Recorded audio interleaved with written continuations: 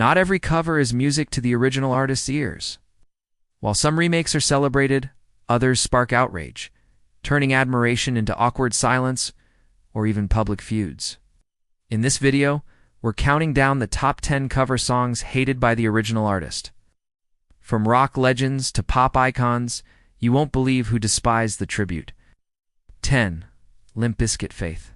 Fred Durst turned George Michael's smooth, upbeat Faith into a chaotic, aggressive nu metal anthem for a new generation in the late 90s. The band performed it with thrashing guitars, screaming vocals, and their signature rebellious energy. And the crowd loved it. But George Michael didn't.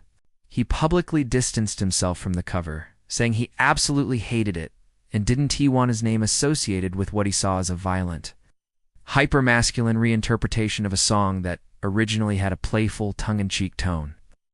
The situation got worse when Durst became known for misogynistic comments and controversial behavior, which clashed completely with Michael's values and image.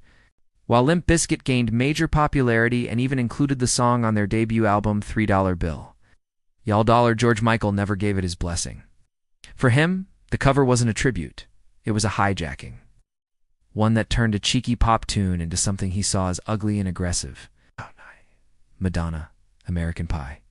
When Madonna released her electronic take on American Pie in 2000, fans were divided, and Don McLean, the original songwriter, was not impressed. The cover was created for the soundtrack of The Next Best Thing, a film Madonna starred in, and trimmed the original's rich, poetic 8-minute journey down to a radio-friendly version barely over 4 minutes. McLean, whose original is filled with cryptic references to American culture, tragedy, and the loss of innocence, felt that Madonna's version missed the heart and history behind the lyrics. He reportedly called it a betrayal of the song's soul, believing she stripped it of its narrative depth and transformed it into a dance floor track with no context.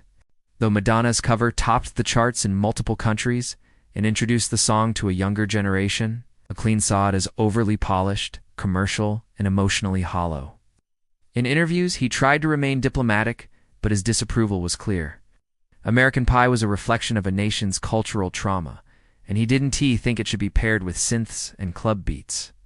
8. The Black Eyed Peas. The Time. When the Black Eyed Peas dropped The Time in 2010, it was an instant club hit, fusing their signature electronic beats with a bold sample of The Time of My Life, the iconic ballad from Dirty Dancing. But while younger fans danced along, Bill Medley, the original voice behind the classic duet with Jennifer Warnes, was less than thrilled. Medley criticized the cover harshly, stating, "There's no soul in it." To him, the original track was a slow-burning, emotional crescendo, tied forever to one of cinema's most romantic and uplifting moments. In contrast, the Peas version chopped up the chorus and dropped it into a chaotic swirl of auto-tuned vocals and heavy synths, reducing the emotional weight to a party hook. He even explored legal avenues to stop the track's release, feeling the sample was used without the respect or context it deserved. Ultimately, he couldn't block it, and the song became a global hit. But Medley continued to voice his disappointment in interviews, calling it an example of how art can be gutted for mass appeal. For him, it wasn't just a bad remix. It was the flattening of a moment that once made moviegoers cry. It's now reduced to background noise at a rave. 7. Celine Dion, You Shook Me All Night Long. Imagine the queen of power ballads belting out a hard rock anthem with violins. That's exactly what happened in 2002. When Celine Dion teamed up with Anastasia for a live performance of a CDCS, You Shook Me All Night Long at a televised concert in Las Vegas.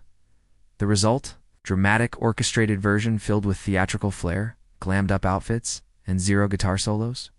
Angus Young, AC/DC's legendary guitarist, was appalled. He later stated that the performance killed the spirit of rock, calling it an overproduced spectacle that stripped the raw energy from the original. To him, it felt more like a Vegas parody than a tribute to one of the band's most iconic tracks. Fans of Dion admired her vocal range, but many AC/DC purists were horrified, and even casual rock listeners found the performance tonally jarring.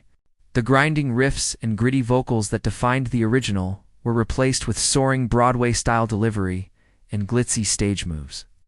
Celine, known for her diva presence and pristine vocals, clearly meant it as a bold homage. But for Angus and many diehard fans, it was a clash of worlds that never should have happened. A high-gloss reinvention of a track that was never meant to shine. It didn't just miss the mark, it obliterated it with a rhinestone heel. 6. Alien Ant Farm, Smooth Criminal, in 2001. Alien Ant Farm skyrocketed to fame with their pop-punk cover of Michael Jackson's Smooth Criminal. The video was packed with flashy references to MJ's iconic imagery, from moonwalking to gravity-defying lean poses, and the song became a surprise hit, charting internationally and dominating MTV.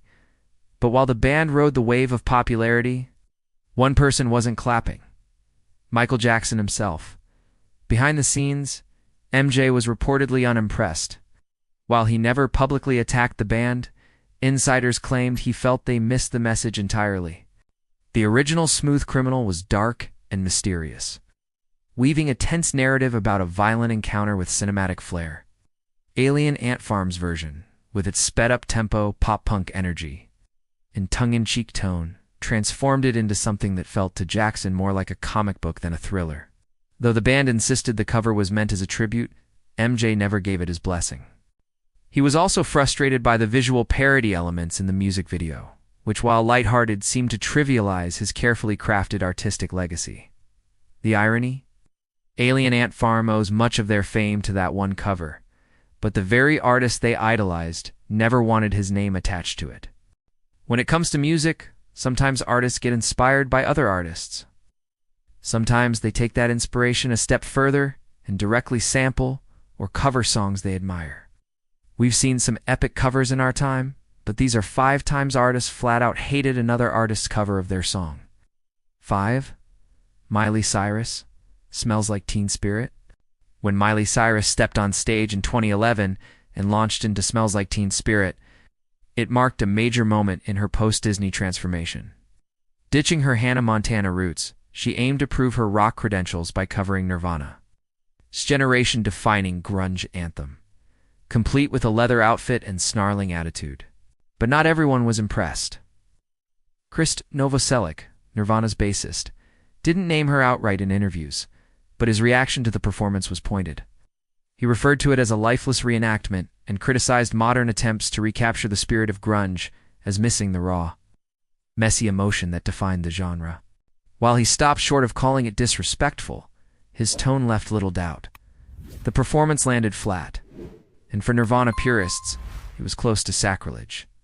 Kurt Cobain's legacy is steeped in anti-establishment angst, and too many Miley's arena-ready version, polished, choreographed and soaked in pop star attitude, felt like it misunderstood the very soul of the song.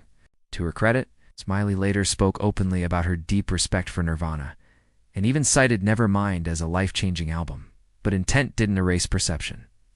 For Novoselic and many fans, it was just a cover. It was a commercialized echo of a scream that once shook the world. Al 4. Susan Boyle, Wild Horses. When Susan Boyle, the soft-spoken breakout star of Britain's Got Talent, released her cover of Wild Horses in 2009, it surprised many. Known for her powerful but delicate renditions of ballads, she took on a song that, in its original form by the Rolling Stones, was drenched in pain, grit, and vulnerability. Boyle's version was stripped down, polished, and emotionally restrained, meant to appeal to an adult contemporary audience. But that's exactly what Mick Jagger couldn't stand about it. While he never publicly slammed the track, insiders close to the band revealed that Jagger called it the most generic thing he'd ever heard, with our band's name on it.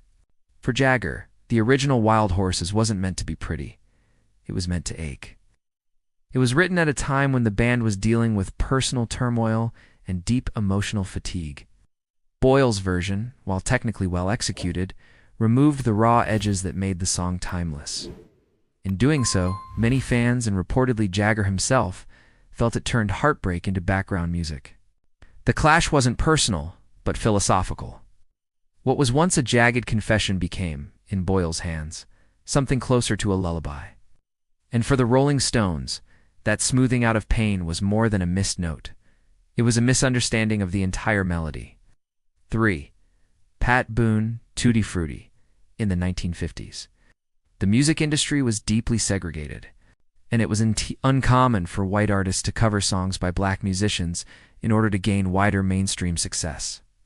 One of the most notorious examples of this was Pat Boone's sanitized version of Tutti Frutti, originally performed by the electrifying and flamboyant Little Richard. Pat Boone, a squeaky clean crooner, beloved by mainstream white audiences, turned Little Richard's wild sexually charged anthem into a safe watered-down version. Boone's take on the song stripped away the raw energy, the passion, and the sexuality that made the original a revolutionary track for its time. While Boone's version became a chart-topping hit, it paled in comparison to the exuberant power of Richard's original, which was far too rebellious and daring for the commercial tastes of the era. For Little Richard, this wasn't just a bad cover, it was a painful form of cultural erasure. He openly criticized Boone, saying, "They stole my song and my voice." Richard's explosive, uncontainable energy was the essence of rock and roll, and Boone's bland version felt like a direct theft of that soul. In his autobiography, Little Richard expressed his frustration over how the music industry took his groundbreaking work and repackaged it for white audiences without crediting or honoring the true artist behind it. In many ways, Boone's cover was a stark reminder of the racial divides that permeated not just the music industry but society as a whole. 2. Duran Duran 911 is a joke, a British pop band covering a politically charged rap song. Didn't go well. Chuck D of Public Enemy called it an insult. To him, Duran Duran didn't understand the struggle behind the lyrics, and never should Via touched the track. 1. Glee cast. Baby Got Back. This one is wild. Glee didn't just cover Baby Got Back. They copied Jonathan Coulton's unique arrangement note for note without asking. Coulton was furious, and worse. Sir Mix-a-Lot also hated it, calling it a mess with no respect. A rare case where both the original artist and the cover arranger were offended. Some covers become tributes, others become disasters. Which one do you think was the worst? And is there a version you actually prefer over the original? Drop a comment, and don't forget to subscribe for more wild lists like this one. I'll see you next time.